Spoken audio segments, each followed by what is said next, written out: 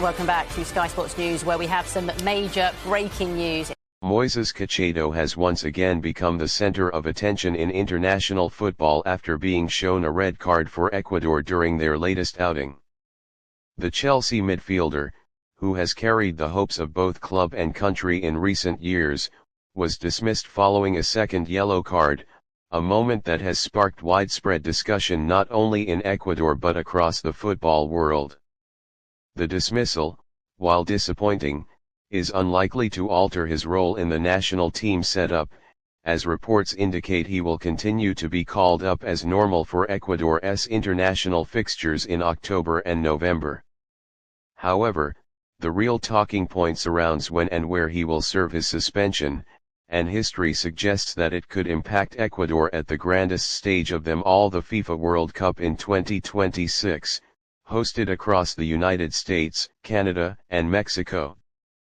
Caicedo's sending off came as a result of two avoidable bookings, and while some would argue that his intensity and competitive edge define his style, it once again underlined a lack of discipline that has occasionally cropped up in his career.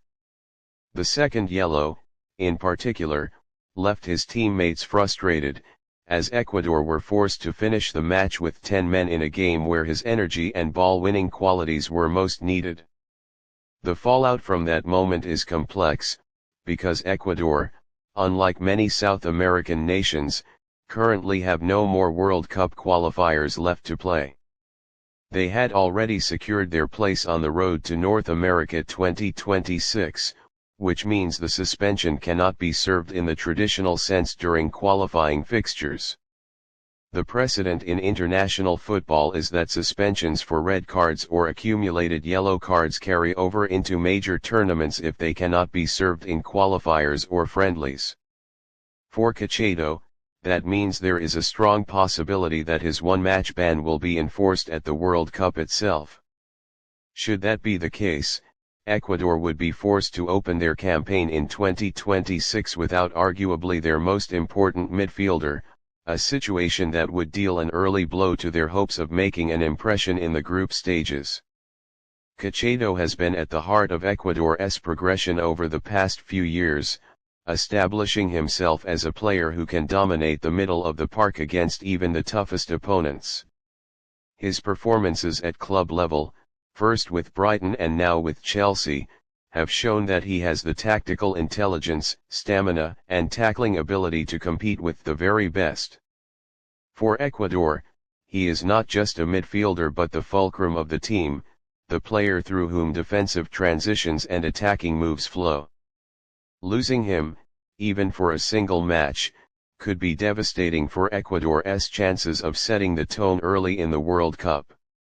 What complicates matters further is the timing of the international breaks leading up to the tournament. Ecuador are scheduled to play friendlies in October and November, and Caicedo is expected to be called up as usual for these matches. However, FIFA regulations typically do not allow a player to serve a competitive suspension in a non-competitive match. That means no matter how many friendlies he features in or even misses, the ban would not be considered served. This distinction is crucial, because Ecuador's coaching staff, as well as Caicedo himself, will know that nothing can be done to erase the suspension prior to the World Cup. It creates a scenario where the team has months of preparation knowing that one of their best players will be unavailable for the opening group fixture. For Ecuadorian supporters, the frustration is palpable. Caicedo's red card was not a result of violent conduct or a professional foul to save his team, rather, it was the accumulation of poor decision-making across the match. That makes it sting all the more, as it feels like an unnecessary handicap placed on the national side for the world's biggest tournament. His absence will force Ecuador's coach to rethink strategies, perhaps giving opportunities to younger midfielders to step up. The likes of José Cifuentes or Alan Franco could be drafted in to fill the void, but no one in the current setup offers the complete package that Caicedo brings. From a wider perspective, the situation also highlights the strict but sometimes awkward application of FIFA's disciplinary rules. The intention behind carrying suspensions over to major tournaments is to maintain fairness and ensure players are accountable for their actions. However, it often leads to scenarios where star players miss iconic moments due to indiscretions months, or even years, earlier in completely different contexts. Caicedo is now on course to join a list of players whose World Cup journeys started with absence, an unenviable position for someone who has worked tirelessly to establish himself as the face of Ecuadorian football. At Chelsea, the news will be met with mixed reactions.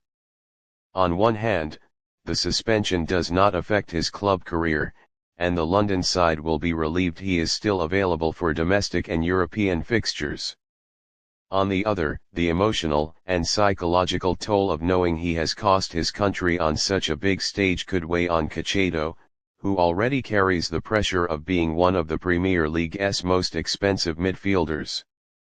Players often speak about the pride of representing their country at a World Cup, and for Caicedo, being forced to sit out the first match would be a bitter pill to swallow. The Ecuadorian Football Federation has limited options to appeal or mitigate the punishment. Unless there is a rule change or a technicality that allows the suspension to be served in another format, they will have to plan around the absence. For the coaching staff, that means potentially using the October and November friendlies to experiment with midfield combinations that can withstand the early pressure in the World Cup.